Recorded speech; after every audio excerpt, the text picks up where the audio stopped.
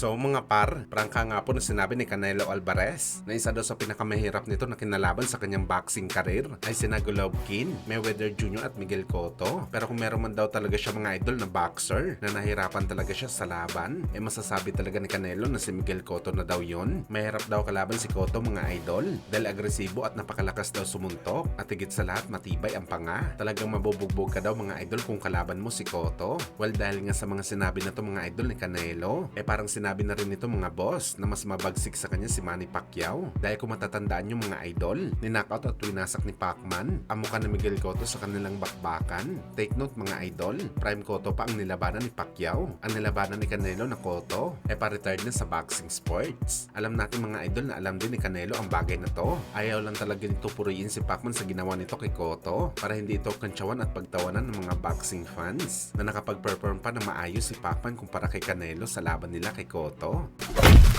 Samantala speaking kay Canelo mga idol, ang dahilan kung bakit mas pinili nito si Terence Crawford na labanan kaysa kay David Benavidez dahil kung resume daw ang pinag-uusapan mga idol, basura lang daw si Benavidez kumpara kay Crawford. Wala pa daw naabot si Benavidez mga idol na pwede i-offer sa kanya. Si Crawford daw mga idol undisputed champion sa dalawang magkakaibang dibisyon. Well, kaagad naman po mga idol si Benavidez nagribat kay Canelo. Ano yan mga idol? Unang-una daw, magaling daw gumawa ng kwento si Canelo para wag daw tawagin na takot ito lumaban kay Benavidez.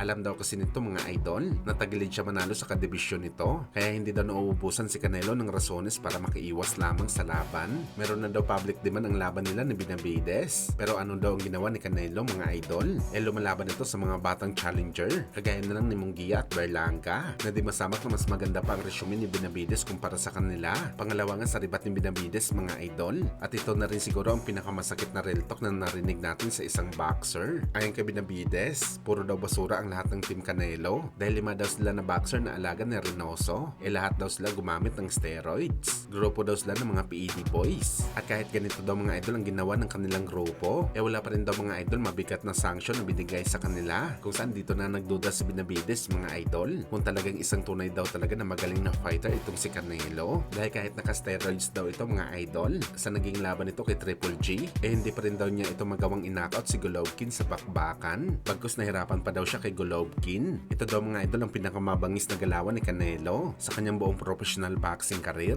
ang laban nito kay Golovkin, pero gumamit pa ito ng PED. Sa kabilang banda naman mga idol, Jonas Sultan mapapalaban sa July 10 sa Amerika. Makakasagupan nito mga idol ang mabagsik na prospect na si Katsuma Akitsugi na merong record na 12 wins, 3 ang KO at walang talo. Matindi ito mga idol ang kalaban ni Sultan. Ito ang boxer na nag-knockout kay Aston Palicte, kaya talaga magagamit ni Sultan mga idol ang katawang lupa niya sa bakbakan na to.